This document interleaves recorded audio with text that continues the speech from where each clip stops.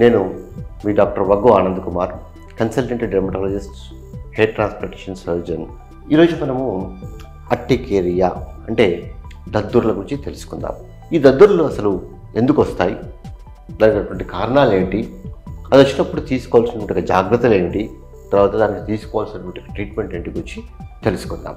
దద్దుర్లు అంటే ఏంటంటే చాలామందికి ఒక రెడ్గా బెందెలు అంటూ ఉంటాం. ఒక 1 రూపీ కాయిన్ సైజు లోపల బాడీ లోపల ఏ ప్రాంతంలో అయినా ఎక్కడైనా రావచ్చు.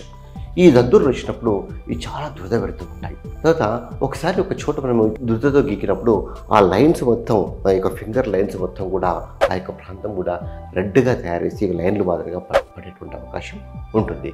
సో దీన్నే డెర్మోగ్రాఫిజం అని చెప్పేసి అంటూ ఉంటాం. సో ఈ యొక్క దద్దుర్లు కొన్నిసార్లు ఆల్ ఓవర్ ద బాడీ రావచ్చు, కొన్నిసార్లు ఓన్లీ ఒక ప్రాంతంలో ఒక ప్యాచ్ మాదిరిగా మాత్రమే రావచ్చు. అంటే ఉదాహరణకి చీమ కొట్టినప్పుడు ఏ మాదిరిగా అయితే రెడ్గా తయారవుతుందో దాన్నే దద్దుర్లు అంటాం. అలా దీంతో పాటు కొందరికి ఏంటంటే దద్దుర్లతో పాటు పెదాలు కానీ, కళ్ళు కానీ, నాలుక కానీ, తర్వాత ఈ చేతి వెనక భాగంలో కానీ, ఫుట్ ఇక లెగ్స్ కానీ స్వెల్లింగ్ కూడా వచ్చేటువంటి అవకాశాలు ఉంటాయన్నమాట. దానిని యాంజియోఎడిమా అని చెప్పేసి అంటూ ఉంటాం. సో ఈ దద్దుర్లు వచ్చేటువంటి యొక్క పేషెంట్స్కి ఈ యాంజియోఎడిమా రావడం కూడా చాలా సర్వసాధారణంగా అబ్జర్వ్ చేస్తూ ఉంటాం. మరి దీనికి గలటువంటి కారణాలు ఏంటంటే, మొట్టమొదటిగా చెప్పుకోవాల్సినటువంటి కారణం ఏంటంటే ఇన్ఫెక్షన్స్. అంటే మీ యొక్క బాడీలో ఇలాంటి ఇన్ఫెక్షన్స్ ఉన్నా కూడా వచ్చేటువంటి అవకాశాలు ఉంటాయి. ముఖ్యంగా చెప్పుకోవాల్సినటువంటి ఇన్ఫెక్షన్స్ ఏంటంటే కడుపులో మంట కావచ్చు, మూత్రంలో మంట, తర్వాత గొంతు నొప్పి, సోర్ థ్రోట్ అంటూ ఉంటాం కదా, గొంతు నొప్పి, చెవులో చిమ్కాడము, పంటి నొప్పి, తర్వాత రీసెంట్గా ఇలాంటి యొక్క వైరల్ ఇన్ఫెక్షన్స్ వచ్చి తగ్గిపోయినప్పటికీ కూడా ఇవి కాకుండా కొన్ని సందర్భాల లోపల ఫంగల్ ఇన్ఫెక్షన్స్ ఉన్నప్పుడు, ముఖ్యంగా ఫిమేల్స్లో అయితే వైట్ డిశ్చార్జ్ అవుతున్నప్పుడు కావచ్చు, తర్వాత రీసెంట్గా ఏమైనా వైరల్ ఇన్ఫెక్షన్స్ కానీ ఏమైనా ఇన్ఫెస్టేషన్స్ అంటూ ఉంటాం. చిన్నపిల్లల్లో చాలా కామన్గా చూస్తూ ఉంటాం అన్నమాట. అంటే ఏంటంటే నులి పురుగులు, అంటే వాళ్ళ యొక్క మోషన్స్ లోపల పురుగులు పోతూ ఉంటాయి. వీటిని నులి పురుగులు అని చెప్పేసి అంటూ ఉంటాం. అలాంటి ఇన్ఫెస్టేషన్స్ ఏమైనా ఉన్నప్పుడు కూడా ఈ యొక్క ఇన్ఫెక్షన్స్ వల్ల దద్దుర్లో వచ్చేటువంటి అవకాశాలు ఉంటాయి. సో సెకండ్ కారణం వచ్చేసి ఏంటంటే థైరాయిడ్. ఈ యొక్క థైరాయిడ్ ఉన్నటువంటి యొక్క పేషెంట్స్, అంటే ఇది ఆటో ఇమ్యూన్ థైరాయిడ్ అంటాం కనుక, ఈ యొక్క ఆటో ఇమ్యూన్ థైరాయిడ్ ఉన్నటువంటి యొక్క పేషెంట్స్లో కూడా ఈ యొక్క దద్దుర్లు చూస్తూ ఉంటాం. మూడో కారణం వచ్చేసి ఏంటంటే ఈ యొక్క ఫుడ్ అలర్జీ. కొందరికి ఈ దద్దుర్లు టెండెన్సీ ఉన్నటువంటి యొక్క వాళ్ళల్లో ముఖ్యంగా కొన్ని యొక్క ఫుడ్కి అలర్జీ ఉండేటువంటి అవకాశాలు ఉంటాయి. ముఖ్యంగా చెప్పాలనుకుంటే వాళ్ళకి పీనట్, పల్లీలు కావచ్చు, పాలతో చేసినటువంటి ఆహార పదార్థాలు, అంటే మిల్క్ ప్రోటీన్ ఉంటుంది కనుక మిల్క్ ప్రొడక్ట్స్ అంటూ ఉంటాం కదా, అది కావచ్చు. తర్వాత బీన్స్, ఈ యొక్క బీన్స్ వల్ల కూడా వీళ్ళకి అలర్జీ ఉండేటువంటి అవకాశాలు ఉంటాయి. బీన్స్, కలర్డ్ ఫుడ్ ఐటమ్స్, అంటే రంగు వేసేటువంటి ఆహార పదార్థాలు. ఉదాహరణకి కొన్ని యొక్క ఆహార పదార్థాలు రెస్టారెంట్లో కలర్ ఏజెంట్స్ ఉంటాయన్నమాట. ఆ యొక్క కలర్ యాడ్ చేస్తూ ఉంటారు.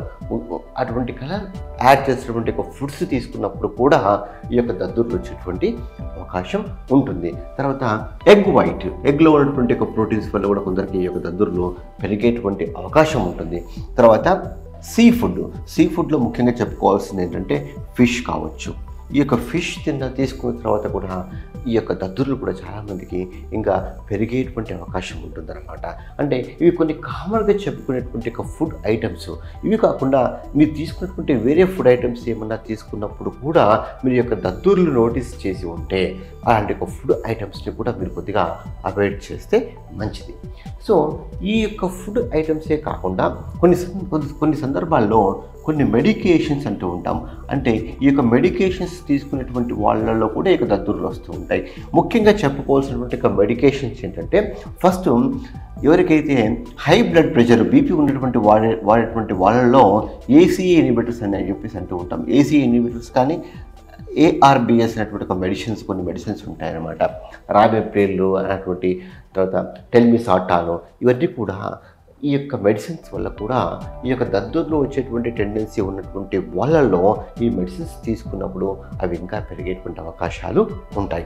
ఇవే కాకుండా ఎకోస్పిరిన్ అంటూ ఉంటాం కదా, ఆస్పిరిన్ టాబ్లెట్ తీసుకున్నప్పుడు కూడా పెరుగుతూ ఉంటాయి. పెయిన్ కిల్లర్స్, నొప్పి గోళీలు వేసుకున్నప్పుడు కూడా ఈ యొక్క దద్దుర్లు పెరిగేటువంటి అవకాశాలు ఉంటాయన్నమాట. సో ఇవి కొన్ని కామన్గా కలిగించే దద్దుర్లని అగ్రవేట్ చేసేటువంటి ఒక మెడికేషన్స్ గురించి మనం చెప్పడం జరిగింది. ఈ యొక్క మెడికేషన్స్ కాకుండా ఇవన్నీ చాలామందిలో ఒక డౌట్ వస్తూ ఉంటుంది, ఈ కారణాలన్నీ కూడా అందులో ఏవీ లేవు, అయినప్పటికీ కూడా నాకు ఇంకా దద్దుర్లు వస్తూ ఉన్నాయి, మరి ఏం కారణమై ఉండొచ్చు అంటే వాళ్ళలో జెనెటికల్ టెండెన్సీ, జీన్స్, అంటే ఈ యొక్క జెనెటికల్ టెండెన్సీ, దద్దుర్లు వచ్చేటువంటి ఒక జెనెటికల్ టెండెన్సీ ఉన్నటువంటి వాళ్ళలో ఈ యొక్క దద్దుర్లతో పాటు జలుబులు ఎక్కువ చేయడాలు, తుమ్ములు ఎక్కువ రావడాలు, డస్ట్ అలర్జీలు, సైనసైటిస్లు, ఆస్తమాలో, ఈ యొక్క అలర్జిక్ మేనిఫెస్టేషన్స్లో ఏవైనా ఒక ఉండేటువంటి అవకాశాలు ఉంటాయి అన్నమాట. అలాంటి లక్షణాలు ఉన్నప్పుడు కూడా అలాంటి వాళ్ళలో కూడా ఈ యొక్క దద్దుర్లు వచ్చేటువంటి అవకాశాలు ఉంటాయి. అంటే ఈ జన్యుపరంగా మెయిన్గా జన్యుపరంగా వస్తూ ఉంటుంది.